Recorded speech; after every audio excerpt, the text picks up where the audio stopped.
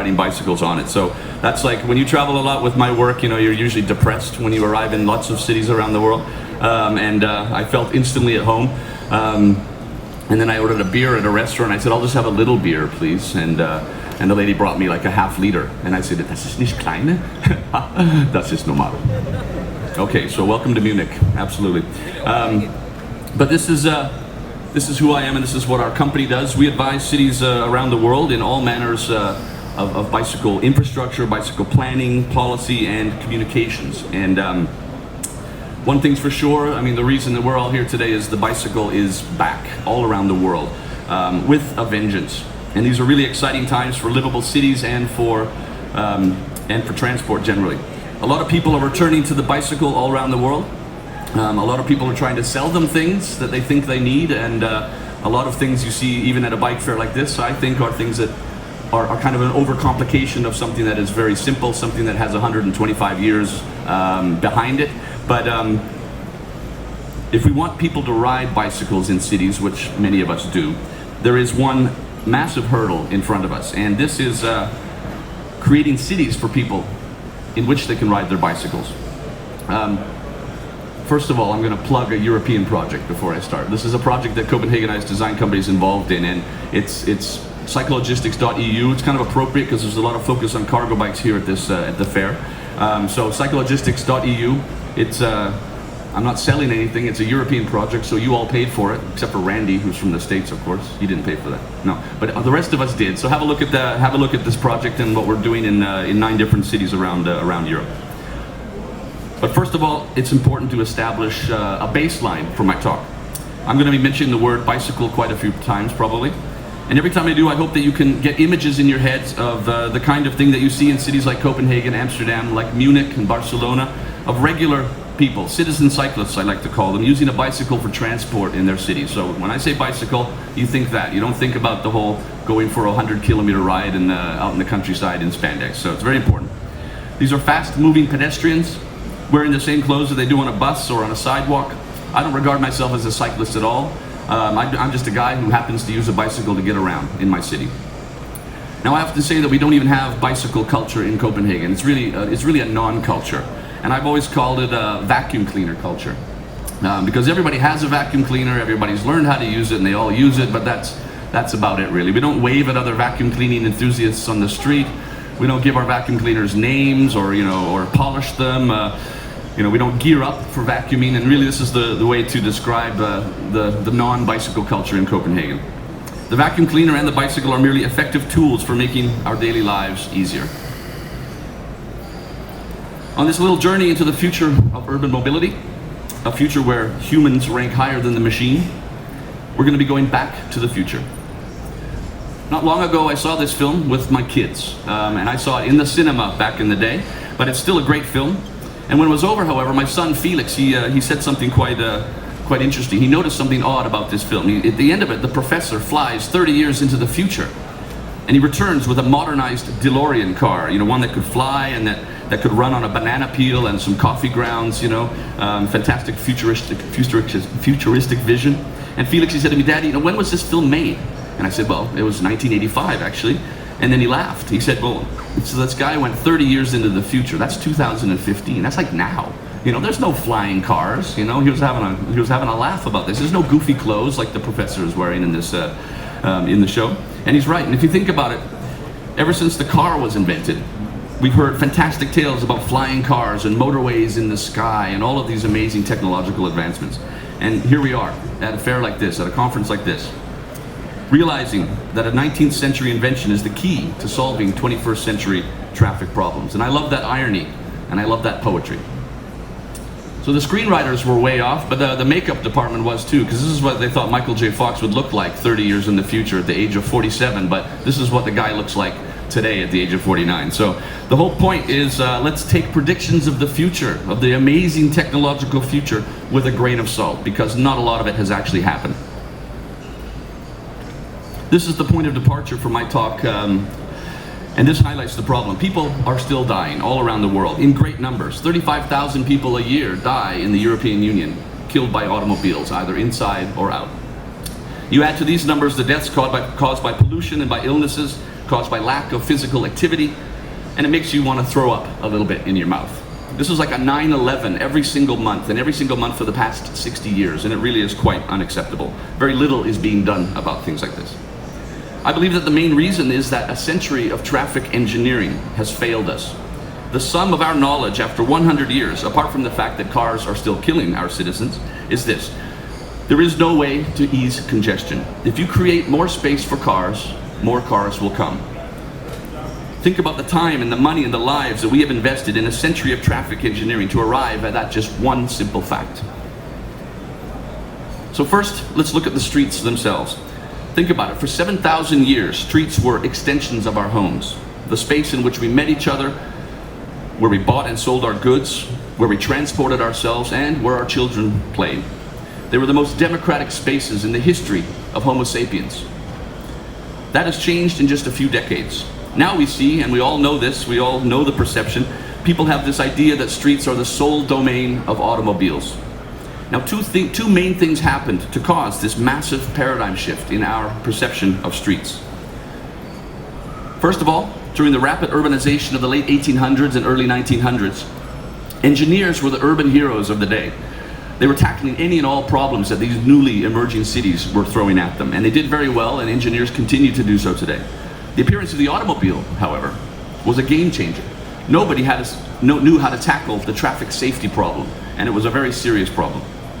Engineers were handed the task, almost out of desperation, and almost overnight, streets became regarded as public utilities, like electricity, water supply, and like sewers. Puzzles to be solved with mathematical equations. And this is for the first time in 7,000 years. Secondly, the fledgling automobile industry had a problem. This was something back then called the anti-automobile age. Motorists were despised. Cars were hated in cities. You killed a kid on the streets with your car and you could almost be lynched out of the automobile. The automobile industry knew that they needed to fix this massive problem. They needed to sell their shiny new products. And they started using techniques like spin, marketing, and good old-fashioned ridicule to start changing people's perceptions about cars and about the streets. They started campaigns for what they called jaywalking, when you cross the street in the middle of the block. This is a word that they had basically invented to make fun of people who weren't going up to the crosswalks that they had also been involved with designing. They had Boy Scouts handing out flyers to these people. A jay was a negative word for a country bumpkin, somebody from the provinces who didn't know how to be cool in the big city. And they just started making fun of people right off the bat. So this is a 7,000-year-old habit, crossing the street to get to the shop on the other side, and all of a sudden it was deemed inappropriate and rather ridiculous in cities. Nobody who lives in a city likes to be old-fashioned. We like to feel like we have our finger on the pulse, and this was a very effective technique that they used. So pedestrians were herded up to the corners to use these newly designed things called crosswalks. Children were shepherded into these newly invented things called playgrounds. And soon the streets were clear of irritating, squishy objects, and the stage was set for the greatest paradigm shift in the history of our cities. If you look at it long and hard, we live in cities controlled by mathematical models. Many of them are bizarre and outdated mathematical models from the 1950s and 60s. And cost-benefit analyses and feasibility studies, statistics, numbers, data, a lot of data. I just sometimes think that it makes me feel like I'm a character in The Matrix, against my will. Cities around the world can't put in a single cycle track.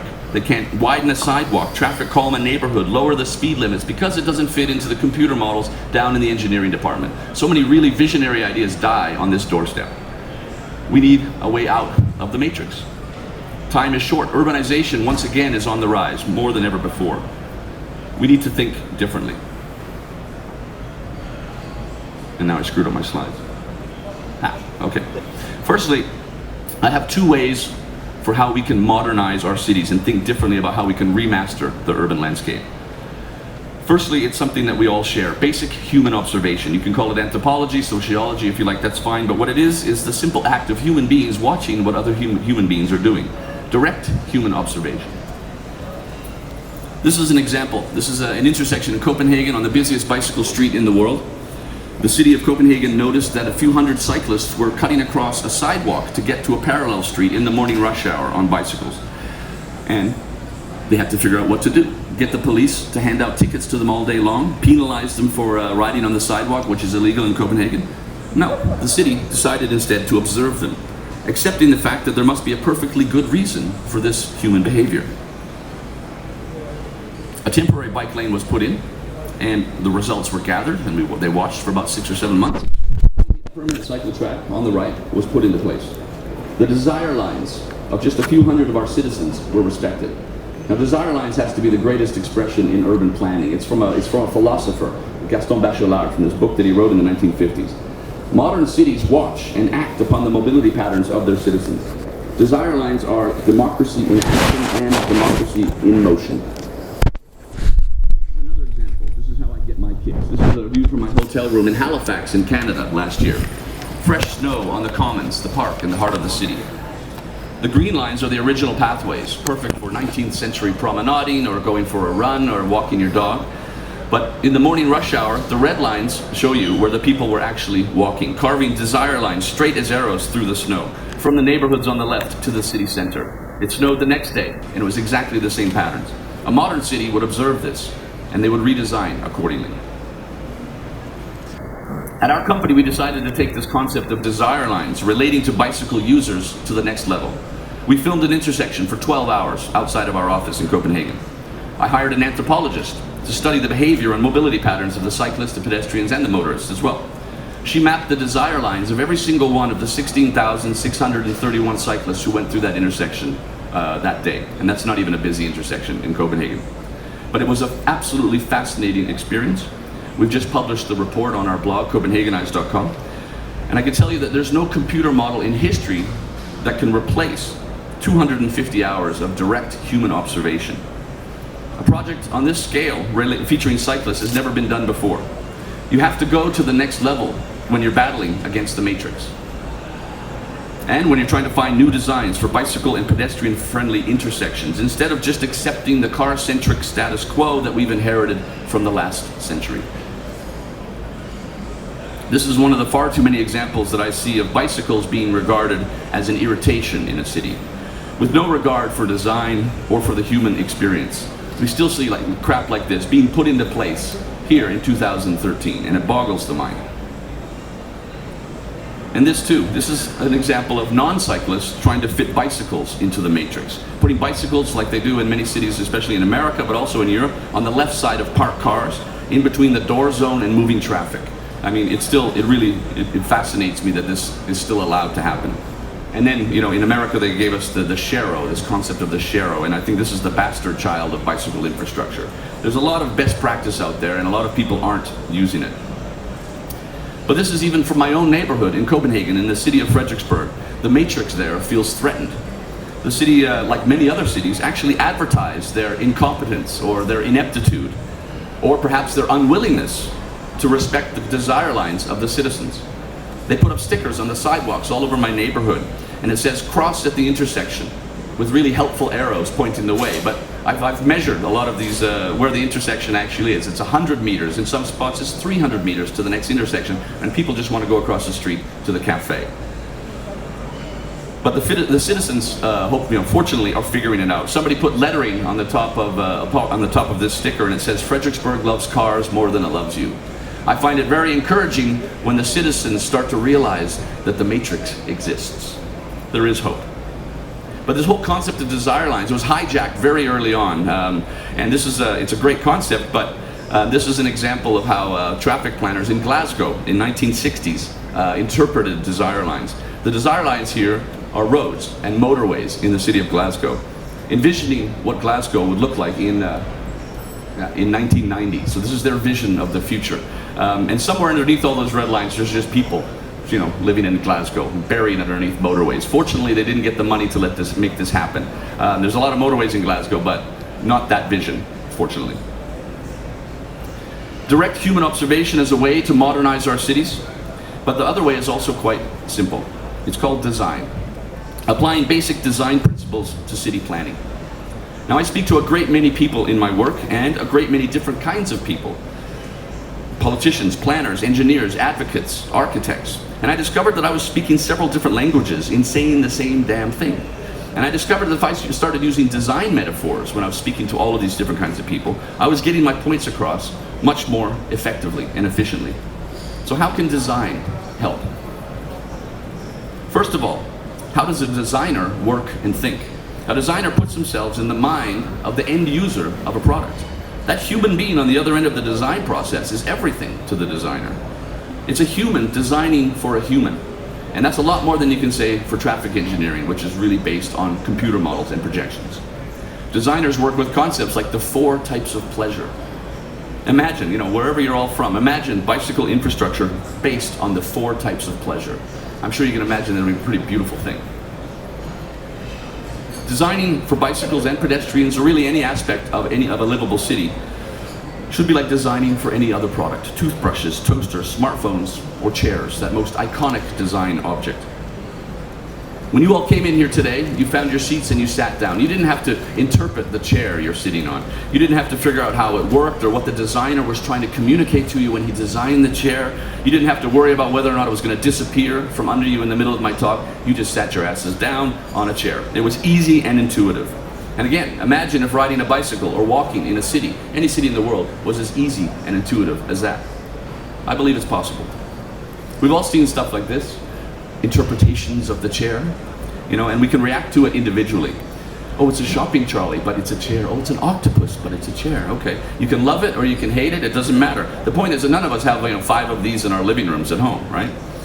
If we're comparing chair design with bicycle infrastructure, maybe whatever city you're from looks like this. There's bits and pieces of infrastructure, it doesn't really connect very well. There's a lot of sharp edges, but the guy's showing us that technically we can use it, but the point is we don't have 6 of these around our dining room table. All people want is a chair, a functional, elegant, hopefully, and sensible chair. Good design can be powerful if we let it be. It can also be very seductive. It can outgun price and performance. This kid, his name is Felix. This is my son. Now my kids in Copenhagen, they spend about 5 hours a year in a car. They simply don't have a relationship with this form of transport. And it's worth mentioning that, I don't rant against cars to my kids. They just simply don't enter our conversation, like vacuum cleaners. How often do we talk about vacuum cleaners? We just don't talk about cars at all because they're not a part of our lives. But we play a game on the Xbox, Felix and I, a car racing game. And you get to choose from all of the different brands of cars and all the historical, the models that all the different brands had had. And while he was selecting cars, I noticed that he kept stopping. And he's going, oh, Daddy, cool car. And then he's looking, oh, Daddy, cool car. And he kept noticing which cars were cool. And then I started noticing that all the cars he were pointing at were cars like this. They were all pre-1975. A kid who has no relationship with automobiles at all could recognize cool car design, back when cars were designed cool. And some of these, the car at the top is actually my favorite car in the world, a BMW from, early 1970s and whatnot. So I thought it was amazing that this kid could recognize cool car design. He'd never mentioned it before. We don't talk about bikes at our house. We don't say, oh, bikes are good. We have to ride our bike today to save the planet. No, we just ride our bikes. We just do it. We don't talk about it. It's just a part of the life. It's like, throwing out the garbage, and it's just what you do. So when he saw this bike, I was a bit surprised. He saw it and he just said, Daddy, that is a cool bike. I have to have this bike, must have. So I got the bike for him. But I thought it was interesting that he reacted to the design, this vintage design of this bike. He was seduced by it.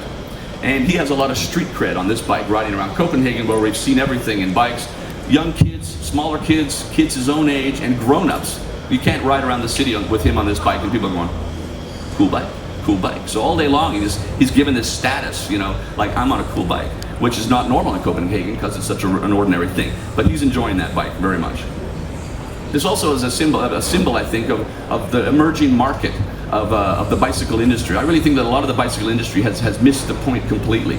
The hottest bike on the planet at the moment is anything old, anything you can find on eBay, anything you can find in your grandmother's summer house. You see it everywhere, even in Copenhagen. The prices of vintage bikes are booming, and I really think this is the 99%, all these people returning to the bicycle, reacting to the bicycle industry, who has kind of overcomplicated it with models that regular people don't want. People just want cool vintage bikes. So whoever's gonna corner that market is gonna make a hell of a lot more money than everybody else.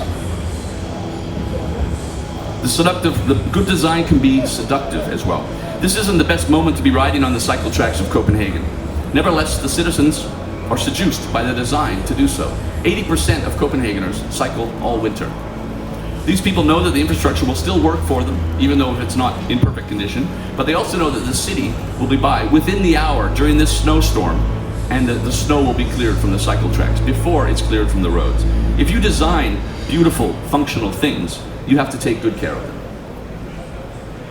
Good design can also improve human behavior, nothing less. I'm sure most people in this room have heard the same thing. Maybe many of you have even thought the same thing.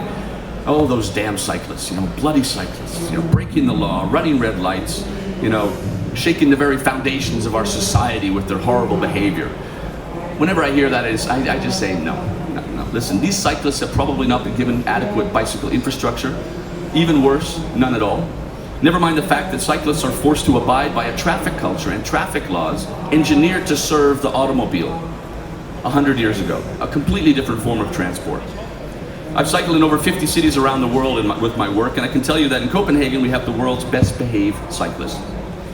Regular citizens in any society don't want to go about their day breaking laws. The 99% just want to live a normal, kind of boring life.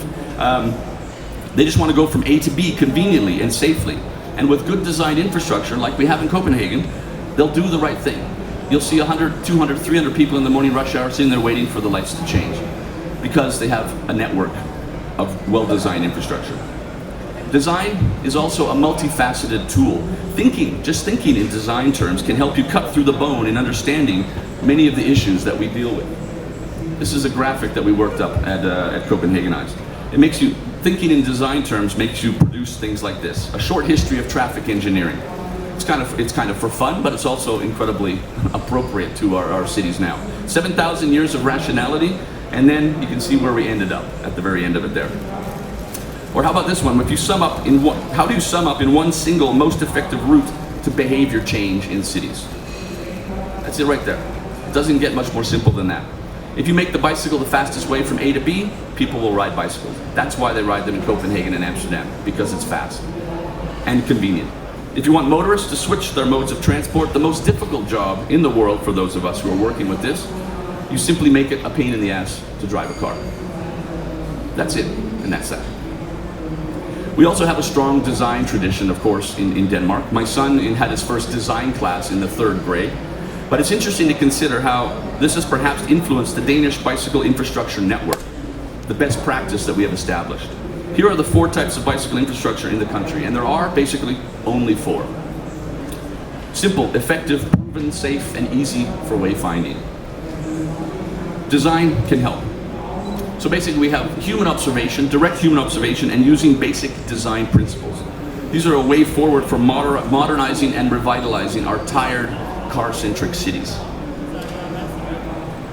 Well, now we're talking about design. So you have the whole big picture in designing for bicycles and pedestrians, but I like to present these micro design details that I have discovered in a lot of the cities that I travel to. You can see the one on the left. This is a little desire line. This is an example also how they think in Copenhagen. You have to, on the top left, you have to ride 100 meters farther down and then turn around to get to the harbor front. Some person on a bike said, I can just go down here. I can just go down here. The next person saw the little track, and so it continued. And then there was a man-made ramp there. And the city of Copenhagen goes in saying, oh, for God's sakes. And they'll put in a ramp to accommodate these people. On the bottom left is a manhole, right? I'm not an expert in manholes, but I know that manholes are usually flat. But on this new street in the University District, somebody angled the manhole up to the curb so that cyclists could get up to the bike racks. Somebody, I don't know who it is, I've actually been looking for this person in the whole hierarchy of the city of Copenhagen. Was it the designer or the architect on the street, or was it this big huge guy with overalls and a big stomach called Jens, who's like in charge of putting in make a ramp for these people, and this guy Jens probably rode his bike to work that day. I really want it to be Jens instead of some architect in a bureau. I want it to be grassroots, but it's another example of creating a desire line. Then there's this ramp in this backyard in Copenhagen. It's just offices there. There's no residential flats. And there's a little curb, and I've been up and down that curb. It's not a big curb, so people would just hop up the curb and park. And somebody in the middle of the night put in this ramp. And I've asked all these offices. Nobody knows who it was. Some guy who works there or lives in the neighborhood said, we need a ramp there. So, and I sat there one morning watching everybody come to work. Coming into the backyard, and every single one would come flying through the backyard and aim for this little ramp, completely irrelevant detail, but it's micro-designed by the people for the people, and I really like that shit.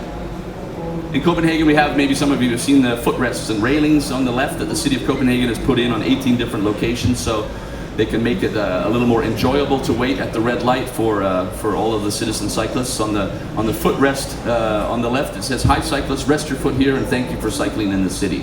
We just think it's a good idea to thank people who ride bicycles in cities instead of, like, you know, banging all sorts of eco drums and stuff. You know what? You ride a bike, you're cool. Thanks for that. That's great. We also experimented with some prototypes on the right there with my company. We put up these handles on the bottom right, we call them the Copenhagenized love handles, on posts by stop signs, by the stop line for bikes. And we filmed it for an entire week. You can Google that, Copenhagenized love handles, and it was really interesting to see all these commuters in the morning, didn't even notice this green thing sticking out. And then on the next day, some of them started reading this little sticker that we had. What the hell is that? And then by the third day, people were just grabbing onto it. It was like a battle to get to the love handle.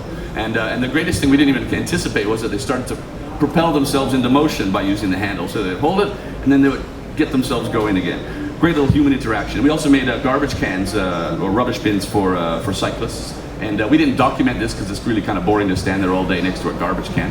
But we saw what kind of garbage people were throwing out, and it's the same thing that everybody else, you know, coffee cups, cigarette packs, banana peels, apple cores, everything like that. So they were also a big success.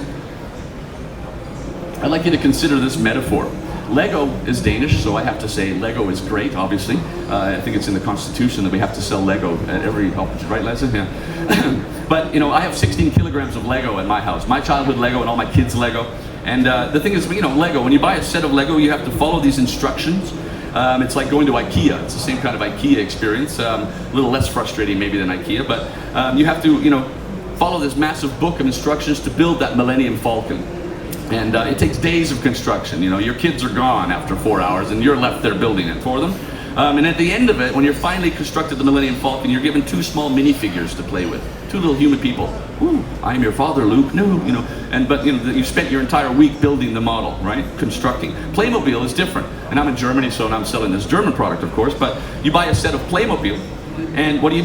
You have to click hair onto the person, and maybe click a couple of things into place, and you have a street or a home, and instantly you have nothing else to do. That took you 5 minutes. So what do? You have all the figures, and you start playing, you know, human fantasy games. Oh, let's go shopping. You know, it's a whole different kind of game. The process to the human play is much quicker than it is with Lego. So I just think generally the point here is that maybe we need a little bit less Lego in the way that we design our cities and a lot more Playmobil. It is, however, incredibly important that we listen also to the thoughts and observations of the greatest minds in the field when we're thinking about how to remaster our cities. People like Lulu Sophia. She's 5 now. This is my daughter. But I've been recording her urban observations for over 2 years now. It all started 2 years ago on a trip to the hardware store on our cargo bike, as we do in Copenhagen. And we stopped at a red light, and we were just sitting there, you know, on the bikes, and she looked over and she saw the most amazing thing. She said, "Daddy, look, it's a motorbike with 2 people on it." Simple observation, but she was 3.5, so she had never considered this concept that 2 people could be on a motorbike. It was absolutely, it was like amazing, like she saw Mickey Mouse walking down the street. And I said, well, cool, you know, maybe they're friends, you know, it's nice to ride a motorbike together, you know, they can talk and stuff. Well, hey, look at you and me, you know, we're 2 people on a bike, we're friends, we're talking. She was amazed.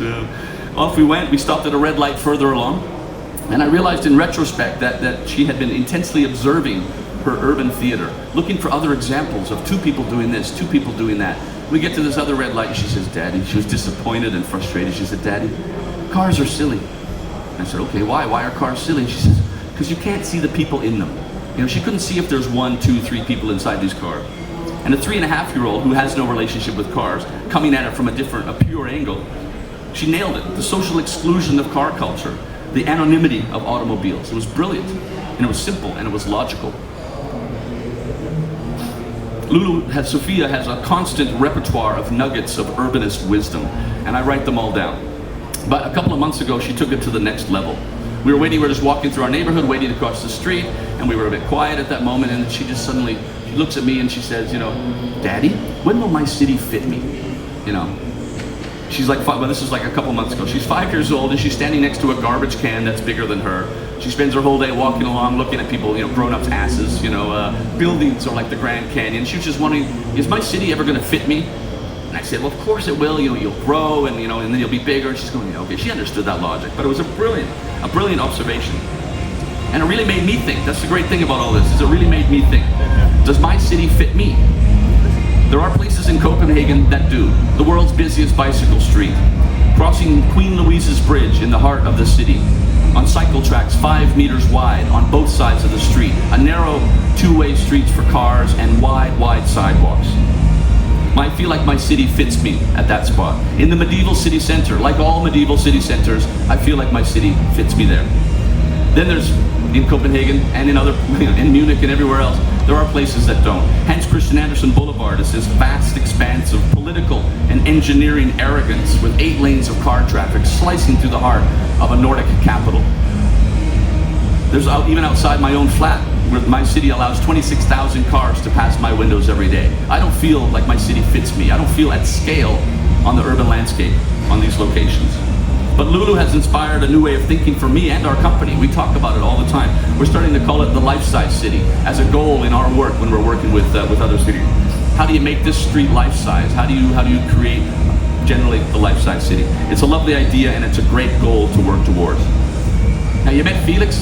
I know parents who talk about how great their kids are really boring, but bear with me. Felix is 11 now, and last year I got his 3rd grade class to redesign the roundabout outside their school, a roundabout they use several times a day in our densely populated neighborhood. I went into the classroom, arranged it with the teacher, and I gave them the challenge. I said, redesign this roundabout, make it safer for cyclists and pedestrians, and while you're at it, if you can get people to get out of their cars and to use other forms of transport, that'll be nice too. I didn't tell them anything about urban planning. I didn't want to lead them down the path. I wanted them to find the path themselves. And off I went, and it was brilliant. They really took the challenge seriously. They divided up into teams. They went out and did site visits at this intersection, talking, making drawings about it. They went back into the class to discuss and they ended up making a fantastic model of this entire intersection. It was a joy to be part of this process. I forgot that slide. So let me tell you that some of the ideas that they came up with were very, already super interesting. There's one kid called Malte, and he says, if we want people to get out of cars, why don't we just make cars uglier? Because then nobody will want to drive them. Doesn't that make it completely logical? But they found out that the optimal speed limit by their school should be 15 kilometers per hour. Nobody told them anything about speed limits. They figured it out themselves. They said we should have a fence between the cycle tracks and the car lanes, or they should have light signals at this intersection instead of the traditional roundabout. One-way streets for cars, but not for everybody else. Speed bumps everywhere. They also said that they wanted glass roofs on all of the streets and sidewalks in the entire city they lived in, so they never ever got wet in the rain again or the snow. So, I can understand that, absolutely. But all of their work was based on rationality, logic, human experience, desire lines, and human need. I'm screwing up here. Great. Children are the future, of course, but I've realized that adopting their pure rational thought can very well be the future of planning in our cities. Thinking like these children do frees our minds. It provides us with a way out of the matrix. Now, last but not least, I want to introduce you to a guy called William. William is a major influence on the way we work at our company and the way that we think. And he comes into the conversation several times a week and helps us cut through the crap and find the core in everything we do. He's one of the greatest bicycle and pedestrian planners in history, but he doesn't know that because he died in 1347, so he's never going to figure that out. His name is William of Ockham, and the principle called Occam's razor is attributed to him. It's used in mathematics and science, but it's brilliant when you apply it to urban planning and to really any aspect of sales and marketing and everything else. It's simply that the simplest solution is usually better than the more complex one. If you choose the most simple solution really in anything, you'll probably have chosen the best one for whatever it is you're doing. And thinking like this gives you fantastic clarity. It helps you design 4 types of bicycle infrastructure in the entire country of Denmark. It helps you really cut through to the core. So all of this begs the question, What would our streets look like if our main consultants were 5-year-olds, 3rd graders, teams of young design students, and some 13th century religious dude? I think that they would be beautiful. They would work just as good as they're working now, probably even better. More importantly, they would be safer than at any time, at any single point in the last 100 years. They would be rational streets designed based on the desire and mobility patterns of the citizens, just as they were for 7,000 years before we screwed up. We have the tools, and I just think that it's time for us to be rational again. I don't usually have to talk at many conferences about the health benefits of cycling, the societal benefits of increasing cycling traffic. But when I started Copenhagenize.com in 2007, I was this lone voice talking about urban cycling instead of all the other sports and recreations. Now there's a choir out there on the internet, and it's really inspiring. But I like to chuck a couple of statistics out there. The cycling citizens of Copenhagen contribute 233 million euros a year to the health savings for the city of Copenhagen, just by rolling off to the work, or the supermarket at 15 kilometers per hour. It's easy money to be made for cities. We know in Denmark that for every kilometer cycled, we get to put 23 euro cents in our pocket, pure profit. For every kilometer driven by car, we pay out 16 cents. We throw 16 cents into a big black infrastructure hole, and we never ever see it again. William of Ockham would say, if he had to make the choice, choose the bicycle for transport. The great thing about what I do is also, I'm talking about Copenhagen, blah, blah, blah, blah. Copenhagen, Amsterdam, many of you are probably tired of hearing about this, which is great because, it's time for other cities to step up to the plate now. Munich is a great example. But it's not just about Copenhagen and Amsterdam anymore. We did the Copenhagenize Index every 2 years, and you can see Munich is number 13 on the list of the world's most bicycle-friendly cities. But look at a lot of the names on this, of city names on this list. There's about 7 of them where there were no bicycles 5 or 6 years ago. There were no bicycles left in Barcelona, in Paris, in Dublin, in Budapest, and now these are well on their way to becoming very bicycle-friendly cities. People are taking it seriously. And this quote is my favorite quote of the last year. This is Bertrand Delanoë, where he said, "The fact is that automobiles no longer have a place in the big cities of our times." This is the mayor of Paris, not the mayor of some unpronounceable Dutch or Danish town. This is, when you got people like that saying stuff like that, you have a reason to be optimistic about the future of our cities. The mayor of New York says the same thing, and there's a mayor in Montreal, in Dublin. They're all talking the same kind of talk. At the end of the day, it's not about the bicycle. That's what Fozzie also said at the beginning. It's not about the bicycle. It's not about sustainability, livable cities, traffic calming. It's all of these different words that we use. Now, the main monument in Copenhagen, I think, is rather pathetic. You know her, the Little Mermaid, this little naked green woman sitting on a rock in the harbor, right? A fantastic fairy tale, but it's really an inappropriate, I think, monument for a city as cool as Copenhagen. So I think the greatest monument that we have ever created in the history of Denmark is the bicycle infrastructure network and our desire for a livable city. And we see monuments like this. All these other cities that are now, taking up the challenge. Monuments are rising around the world in this new century. This new paradigm is starting to shift. These monuments are erected to the past, the present, and the future. Monuments that save lives instead of destroying them or wiping them out. And the greatest thing about everybody in this room and everybody that we know in the cities that we live in contribute to this. I'm going to leave you with this quote, my favorite quote about cities. Cities are erected on spiritual columns. Like giant mirrors, they reflect the hearts of their residents. If those hearts darken and lose faith, cities will lose their glamour. This is a 900-year-old quote, and it's more appropriate today in the way that we're thinking about our livable cities than ever before. So I just like to think that we should all start building these monuments. Thank you.